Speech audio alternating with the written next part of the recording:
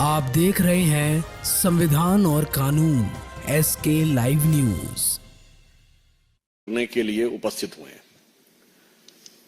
आज देश के एक प्रमुख अंग्रेजी समाचार पत्र में देश के दलगत राजनीति से ऊपर उठकर एक संवेदनशील विषय के ऊपर देश का ध्यान आकृष्ट करने के लिए उपस्थित हुए हैं। आज देश के एक प्रमुख अंग्रेजी समाचार पत्र में देश के वरिष्ठ सेवानिवृत्त IPS अधिकारी ने एक आर्टिकल लिखा है जो उन्होंने वर्तमान समय में विश्व में सुरक्षा को लेकर हो रही गतिविधियों और भारत पर उसके पड़ने वाले प्रभाव की तरफ ध्यान आकृष्ट किया है। आप सभी को ज्ञात है कि 1.5 वर्ष पूर्व जापान के पूर्व प्रधानमंत्री शिंजो एबे जी की एक राजनीतिक कार्यक्रम में हत्या हुई। चंद दिन पूर्व अमेरिका में राष्ट्रपति पद के प्रत्याशी डोनाल्ड ट्रंप के ऊपर हत्या का अटेम्प्ट हुआ जिसमें वो बाल बाल बचे। उनका कहना है कि इस प्रकार की प्रवृत्तियां जो हिंसा और हत्या को उकसाती हैं, ये कहीं न कहीं उन बयानों से प्रेरित हो जाती हैं जहां राजनीतिक दल अपने तात्कालिक राजनीतिक स्वार्थ में शॉर्ट टर्म पॉलिटिकल बेनिफिट के लिए हिंसा और हत्या के शब्दों का प्रयोग करना चाहते हैं। एक दुखद परंतु चिंताजनक बात यह है कि प्रधानमंत्री श्री नरेंद्र मोदी जी के विरुद्ध इस प्रकार के शब्दों का प्रयोग, और मैं साफ शब्दों में कहूंगा हिंसा के लिए उकसाने वाली भाषा निरंतर प्रयोग की जा रही है। अभी आपको ध्यान हो, कांग्रेस के नेता प्रतिपक्ष राहुल गांधी जी ने चुनाव प्रचार के दौरान पिछले वर्ष कई बार अपमानजनक शैली में मोदी जी के लिए मारना, डंडे मारना इत्यादि शब्दों का प्रयोग किया। यहां तक उन्होंने बोला कि अगर काफिले पे कुछ फेंका गया तो कुछ और फेंका जा सकता है, यानी फेंका जाना डर के समाप्त होने का प्रतीक है। इसका मतलब कि किसी भी नेता के काफिले के ऊपर कुछ भी होना चाहिए। याद करिए कि जिस समय प्रधानमंत्री जी पंजाब के दौरे पे गए थे 2021 में, जिस ढंग से उनके सुरक्षा घेरे को तोड़कर उनकी सुरक्षा के लिए एक बहुत खतरनाक स्थिति का निर्माण किया गया था। और इतना ही नहीं है, हम बहुत साफ शब्दों में कहना चाहेंगे कि मौत और हिंसा जैसे शब्दों का प्रयोग बयानों में नहीं होना चाहिए। क्या यह सत्य नहीं है कि कांग्रेस के कई वरिष्ठ नेताओं ने मोदी जी के लिए इस प्रकार की मौत और उस प्रकार की मौत जैसे शब्दों का प्रयोग किया? छुटभैये नेता नहीं थे, कांग्रेस के पूर्व केंद्रीय मंत्री जैसे लोग थे। क्या कब्र खुदेगी, मर जा जैसे शब्दों का प्रयोग किया गया, सर फोड़ देंगे ऐसे शब्दों का प्रयोग किया गया।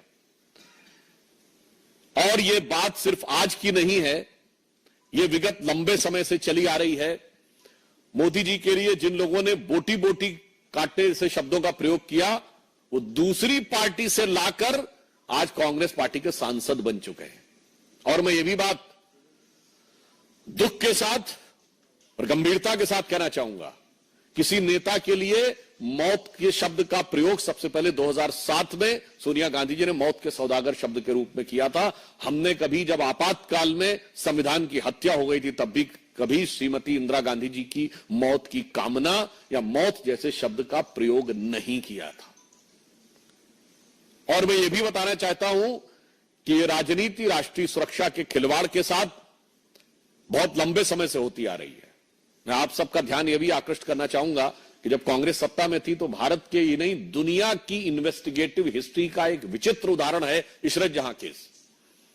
जहां उस समय तत्कालीन सरकार की दो एजेंसीज, इंटेलिजेंस ब्यूरो और सीबीआई, दोनों ने कहा कि इशरत जहां टेररिस्ट है। जैसे ही पता चला कि उसका निशाना तत्कालीन गुजरात के मुख्यमंत्री और आज के हमारे प्रधानमंत्री श्री नरेंद्र मोदी जी थे, अचानक सीबीआई ने अपना हलफनामा बदल दिया और कहा टेररिस्ट नहीं है, वो तो मासूम है। भारत के इतिहास में कभी without any reason U turn लेने का कोई उदाहरण नहीं मौजूद था। और आप सबको ध्यान होगा कि जब हमारी सरकार आई और इशरत जहां मामले की फाइल तलब की गई तो पता चला फाइल गायब, और संबंधित अधिकारियों के बयान है कि उन लोगों ने फाइल के ऊपर ऐसा कुछ नहीं लिखा था, केवल तत्कालीन गृह मंत्री ने, चिदंबरम साहब ने अपने आप वो नोट चेंज किया था। ये इंपॉर्टेंट नहीं है। उससे बड़ी बात यह है कि सीबीआई ने अपना स्टैंड चेंज कर दिया था, मगर आईबी ने स्टैंड चेंज नहीं किया था। यानी आईबी पहले भी मान रही थी कि इशरत जहां टेररिस्ट है और बाद में भी मान रही थी इशरत जहां टेररिस्ट है। सीबीआई पहले मान रही थी टेररिस्ट है, मगर बाद में कहने लगी नहीं है। अर्थात दुनिया के इतिहास का इकलौता उदाहरण जहां एक ही सरकार की दो एजेंसीज एक दूसरे के खिलाफ खड़ी है। एक एजेंसी कह रही है कि टेररिस्ट है अमुक व्यक्ति, एक करे नहीं। क्यों? चूंकि प्रधानमंत्री श्री नरेंद्र मोदी जी की हत्या के इरादे से जाते हुए किसी टेररिस्ट को बचाव देने के लिए, कवर फायर देने के लिए किस सीमा तक जाया जा सकता है, ये उसका दुखद उदाहरण है। आप सबको याद हो 24 अक्टूबर 2013 को पटना की रैली में सीरियल ब्लास्ट हुए। कांग्रेस की केंद्र में सरकार थी। मैं पूछना चाहता हूं क्या सुरक्षा व्यवस्था थी? नरेंद्र मोदी जी को Z+ सिक्योरिटी थी, और उसी सभा में हमारे तत्कालीन राष्ट्रीय अध्यक्ष और वर्तमान रक्षा मंत्री राजनाथ सिंह जी भी थे, उनके पास भी Z+ सिक्योरिटी थी सेंट्रल गवर्नमेंट की। दो नेता जिनके पास Z+ सिक्योरिटी हो सेंट्रल गवर्नमेंट की, और उसके लिए केंद्रीय सरकार ने क्या व्यवस्था की थी?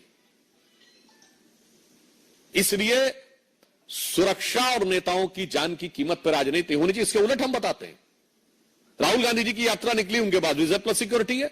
कश्मीर में आप सब ने देखा कि कितने मधुर मनोभावों के साथ भैया और बहन बर्फ के गोलों के साथ खेल रहे थे उस संवेदनशील जगह पे।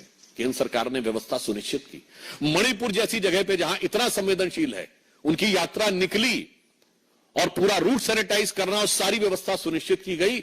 इसलिए मैं कहना चाहता हूं कि भारत की राजनीति में राजनीति अपनी जगह है, नेताओं के साथ प्रतिस्पर्धा अपनी जगह है, मगर प्रधानमंत्री श्री नरेंद्र मोदी जी के विरुद्ध जो राहुल गांधी ने शब्द बोला था, संसद में याद दिलाना चाहता हूं, हिंसा हिंसा हिंसा,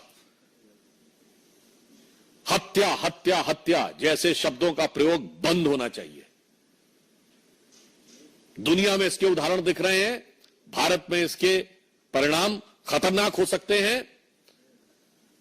यदि आप लोकसभा में नेता प्रतिपक्ष बने हैं, वैसे तो आप सबने सुना होगा जीत का जश्न होता है, जीत का उत्साह, मगर यहां हार का उत्साह है। तो उस हार के उत्साह में मैं कहूंगा, उत्साह से उच्छृंखलता, उच्छृंखलता से उद्दंडता की तरफ मत जाइए, परिपक्वता का प्रदर्शन करिए।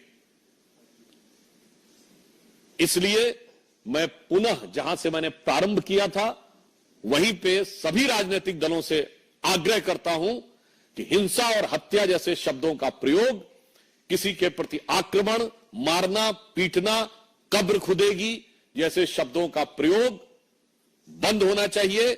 चूंकि याद रखना चाहिए कि लगेगी आग तो आएंगे घर सभी जद में, यहां पे सिर्फ हमारा मकान थोड़ी है।